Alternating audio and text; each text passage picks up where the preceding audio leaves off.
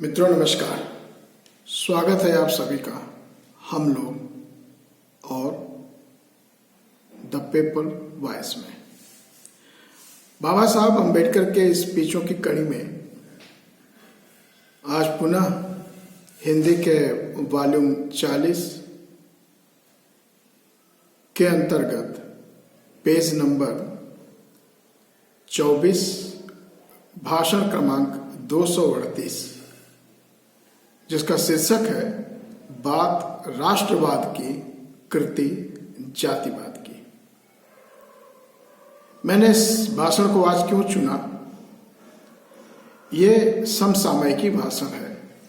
आज भी राष्ट्रवाद के नाम पर जातिवाद, वर्गवाद और संप्रदायवाद बहुत बुरी तरीके से भारत में चल रहा है। भारत को जहां लोकतंत्रात्मक गणराज्य बनाने की शपथ ली गई थी, वहां इसको सांप्रदायिकता के आग में, नफरत के आग में और पूंजीवाद के सपोर्ट में झोंका गया है। जहां पूंजी का विकेंद्रीकरण होना था, वहां पूंजी का सकेंद्रीकरण करते हुए कुछ परिवारों को पूंजीपति बनाने का और शेष देश को गरीब बनाने का षड्यंत्र चल रहा है। आइए, बातें तो बहुत सारी हैं। बात राष्ट्रवाद की, कृति जातिवाद की चर्चा करते हैं। बने रहिए हमारे साथ।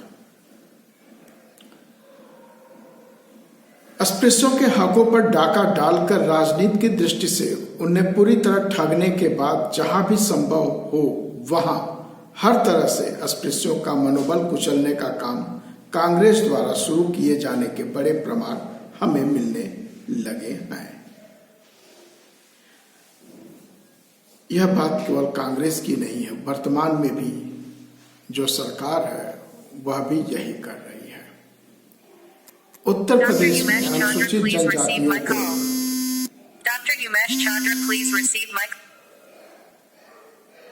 प्रदेश में अनुसूचित जनजातियों को जाति प्रमाण पत्र निर्गत नहीं हो रहा है।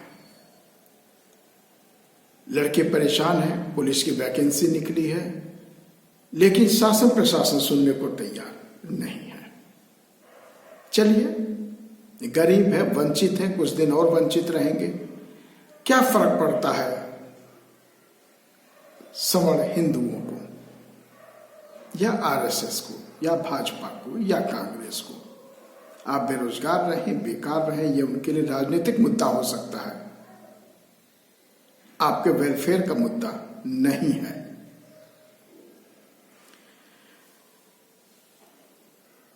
मुंबई में पढ़ाई करने की इच्छा रखने वाले अस्पृश्य छात्रों के सामने कई तरह की मुश्किलें आती हैं। इसलिए डॉक्टर अंबेडकर ने सोचा कि अस्पृश्य छात्रों को खास रियायतें मिले। इसलिए पीपल्स एजुकेशन सोसाइटी, जो वर्तमान में औरंगाबाद में है, महाराष्ट्र की स्थापना कर उसके जरिए सिद्धार्थ कॉलेज शुरू किया जाए। कॉलेज खोलने के लिए केंद्र सरकार से ग्रांट ली गई और मुंबई विश्वविद्यालय से मान्यता भी प्राप्त कर ली गई। जून में यह कॉलेज शुरू होने जा रहा है। अस्पृश्यों के लिए विशेष रियायतों वाले कॉलेज की स्थापना हो रही और वह खुल भी रहा है। यह देखकर सवर्ण हिंदुओं में जलन पैदा हो चुकी है। धर्म रूपी पेट के अंदर इस द्वेष रूपी जलन के कारण जो घपले पैदा हो रहे हैं, उसकी आवाज 26 मार्च 1946 के दिन केंद्रीय विधानसभा की बैठक में सुनाई दी। 26 मार्च 1946 को 1932 में पुणेकरण का बोझ अस्पृश्यों के गले बांधने से पूर्व गांधी जब आखिरी सांसें ले रहे थे, तब बनारस हिंदू विश्वविद्यालय के पंडित मदन मोहन मालवीय ने अपने शब्दों के सहारे डॉक्टर बाबा साहब अंबेडकर के मानो चरण ही पकड़ रखे थे। जिन लोगों को कहे को मानकर डॉक्टर बाबा साहब अंबेडकर ने गांधी को जीवन दान दिया था, उनमें पंडित मदन मोहन मालवीय का स्थान बहुत ही महत्वपूर्ण है। इन्हीं मालवीय साहब के सुपुत्र ने, जिनका नाम है गोविंद मालवीय, पंडित गोविंद मालवीय, ये जन्म से ही सब पंडित होते हैं, उसमें इन्हीं मालवीय साहब के सुपुत्र ने कुत्सित बुद्धि से सिद्धार्थ कॉलेज के बारे में सवाल पूछे और कहा कि इस प्रकार के कॉलेज की कोई आवश्यकता नहीं है, क्योंकि अस्पृश्यों की शिक्षा संबंधी सारी जरूरतें हिंदू समाज पूरी कर रहा है। पंडित गोविंद मालवीय के सवालों का डॉक्टर बाबा साहब अम्बेडकर ने विधानसभा में जो जवाब दिया उसे हम यहाँ दे रहे हैं, ऐसा संपादक जनता ने लिखा है और ये जनता के 13 और 20 अप्रैल 1946 में पब्लिश किया गया है। बाबा साहब ने जो बोला वो आप समझिए। अध्यक्ष महोदय, फाइनेंस बिल पर चल रही चर्चा में बोलने का मुझे अवसर दिए जाने के लिए पहले मैं आपका धन्यवाद व्यक्त करता हूं, क्योंकि मैं जो कहने वाला हूं वह मेरे विभाग से संबंधित नहीं है। अब तक हुई चर्चा में मेरे विभाग पर कोई विशेष टिप्पणी नहीं की गई, इसका मुझे संतोष है। इसके बावजूद मैं बोलने के लिए उठ खड़ा हुआ हूं। कल फाइनेंस बिल के बारे में बोलते हुए मेरे मित्र पंडित गोविंद मालवीय अस्पृश्यों के लिए खोले जा रहे कॉलेज की योजना के बारे में भी बोले थे, जिसकी वजह से आज मुझे बोलना पड़ रहा है। कॉलेज की योजना का निरीक्षण शिक्षा विभाग ने किया और फाइनेंस विभाग ने उसे मान्यता दी। इसलिए इन विभागों को ही अगर इस विषय में खुलासा करने दिया होता तो बेहतर होता। मैंने उस योजना को केवल लागू किया था। इसके बावजूद मेरे मित्र गोविंद मालवीय द्वारा उपस्थित किए मुद्दों का जवाब देने की जिम्मेदारी उपरोक्त विभागों पर न डालकर मैं खुद जवाब देने के लिए खड़ा हुआ हूं।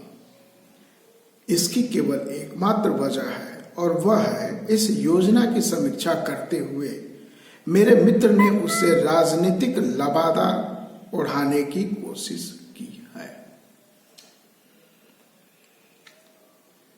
इस योजना के बारे में शुरू में ही मेरे मित्र ने कहा, मुझे इस योजना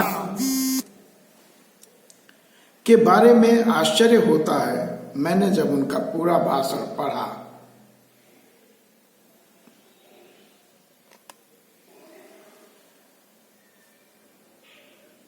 तब मुझे लगा कि उन्हें आश्चर्य लगने की वजह खुद उनकी धारणा है, जिसके कारण उन्हें लगता है कि शिक्षा क्षेत्र में दलीय अंधानुकरण का भूत घुस आया है।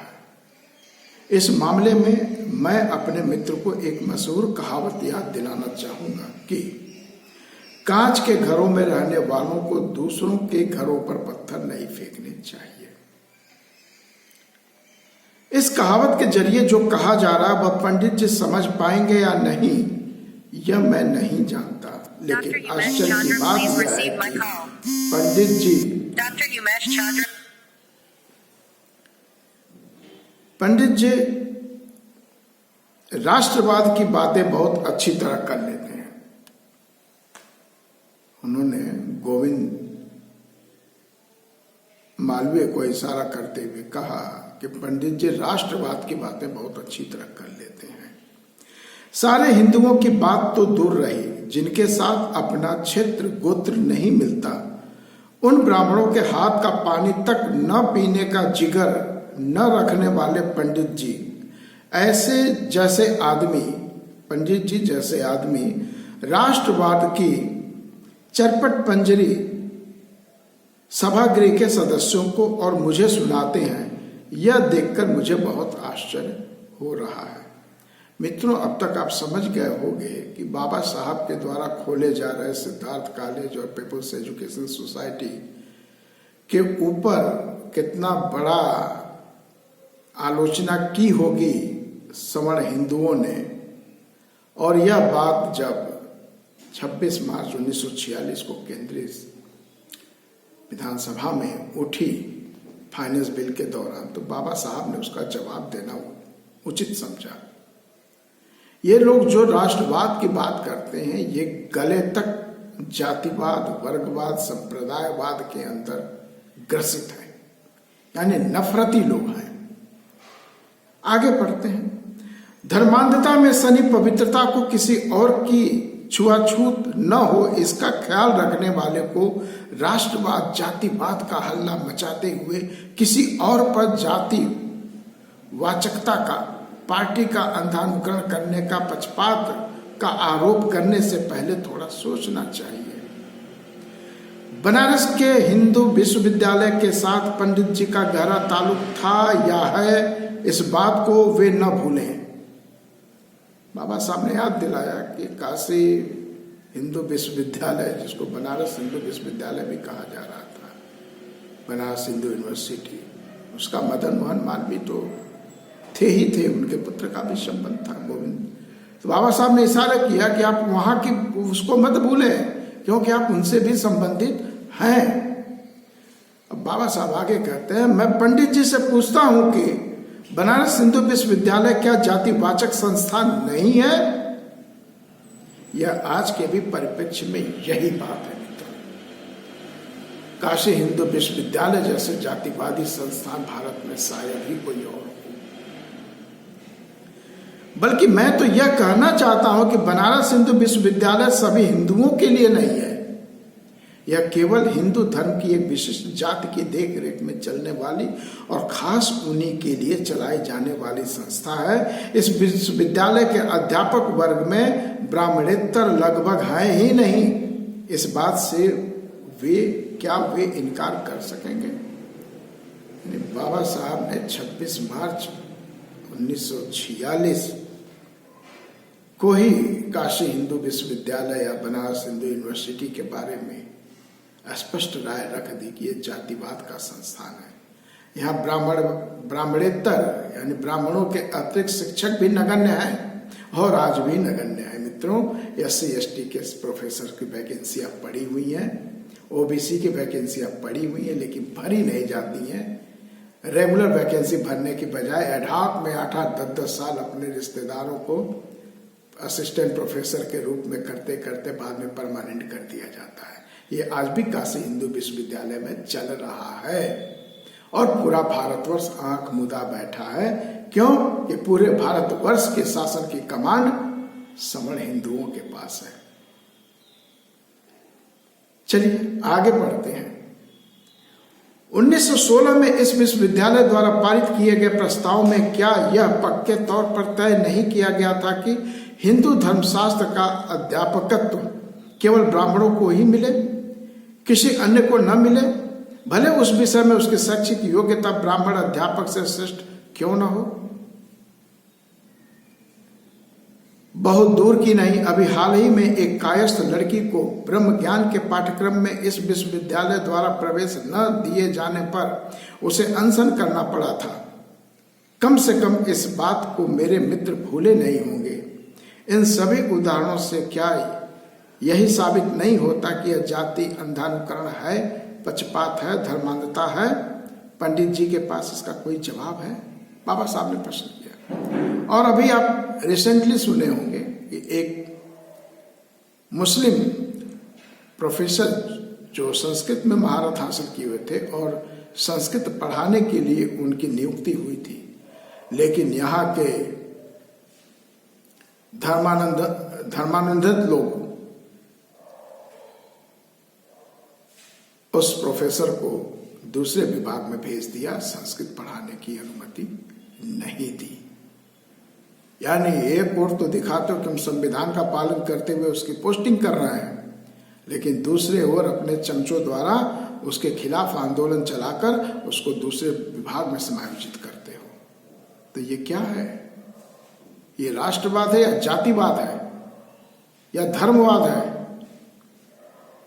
ये तो आज वर्तमान आपने देखा, हो सके 1916 में क्या हुआ था और उस समय की घटनाओं में आपको नहीं पता होगा, हमें भी नहीं पता था, पढ़ने से पता चलता है। तो मित्रों, ये बाबा साहब ने तो संसद में प्रश्न किया ही किया। किससे? गोविंद मालवीय से, जो कि मदन मोहन मालवीय जी के सुपुत्र हैं।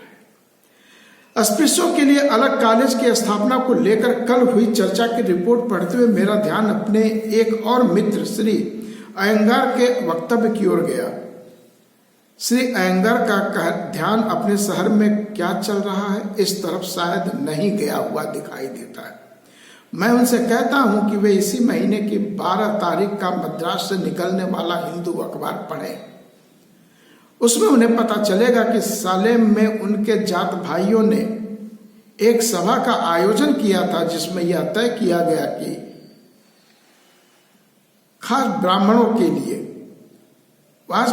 के लिए एक बड़ी संस्था की स्थापना की जाए और उस संस्था द्वारा ब्राह्मणों के हितों की रक्षा हो, ब्राह्मणों के लिए कॉलेज खोला जाए, उद्योग चलाए जाए और ब्राह्मणों के इस परिषद के अध्यक्ष कौन? सर सीपी रामास्वामी अय्यर जैसी विभूति। ऐसी ही विभूतियां संसद में और संसद के बाहर राष्ट्रवाद का ढोल पीटती हैं और अपने अंदर जातीय नफरत लेकर चलते हैं। इस देश का हर आदमी मुंह से राष्ट्रवाद की जय बोलता रहता है, लेकिन उसकी काम जातीयता अंधानुकरण से भरे होते हैं। जिस समाज को अपने संकट भरे अत्यंतिक कठिन जीवन के बारे में पहली भी बार एहसास हुआ होता है, वह अस्पृश्य समाज इन संकटों से अपने मुक्तता करवाने के उद्देश्य से उच्च शिक्षा पाने हेतु शैक्षिक संस्थान स्थापन करने की सोचते हैं। तब तो सदस्य अपने बारे में यह नहीं कहते थकते कि हमने जनता के कल्याण का बीड़ा उठाया है। वही सदस्य पक्षांधता जात्यांधता मचाए जाने के विरोध में हल्ला बोलकर विरोध दर्ज करते हैं। सभी सदस्यों के सामने मैं एक महत्वपूर्ण बात साफ करना चाहता हूं कि यह कॉलेज सिर्फ अस्पृश्यों का है, यह कहना पूरी तरह गलत होगा। अन्य सभी कॉलेजों की तरह इस कॉलेज में भी हर किसी को शिक्षा पाने की इजाजत है। इतना ही नहीं, इस कॉलेज के लिए जिन अध्यापकों की नियुक्ति करनी है उनमें सभी जातियों को शामिल किया गया है। उनमें हिंदू ब्राह्मण हैं और ब्राह्मणेतर भी हैं, पारसी भी हैं, ईसाई भी हैं और मुसलमान भी हैं। इस बात की ओर सदस्यों का ध्यान दिलाते हुए मुझे बेहद खुशी है कि जिस समय इस कॉलेज को मान्यता दिलाने के लिए मुंबई विश्वविद्यालय के सामने अर्जी रखी गई, उस वक्त बिना किसी आशंका के विश्वविद्यालय ने तुरंत मान्यता दी। इतना ही नहीं, यह भी कहा गया कि इससे पूर्व विश्वविद्यालय के सामने ऐसी कोई व्यवस्था नहीं आई थी। खास तौर पर कहने की विशेष बात यह है कि इस कॉलेज की स्थापना, अध्यापक वर्ग तथा अन्य व्यवस्था विश्वविद्यालय को इतनी पसंद आई है कि मुंबई विश्वविद्यालय ने किसी भी कॉलेज को आज तक पहले साल में ही सभी कक्षाएं चलाने की अनुमति नहीं मिली थी। वह इस कॉलेज को पहले ही साल में दे दी गई है। कहने का तात्पर्य यही है कि किसी मायने में इस कॉलेज को केवल अस्पृश्यों का कॉलेज नहीं कहा जा सकता। इस कॉलेज में प्रवेश, वजीफे और हॉस्टल में रहने की जगह आदि विशेष सुविधाएं अस्पृश्यों को उपलब्ध कराई जाएंगी।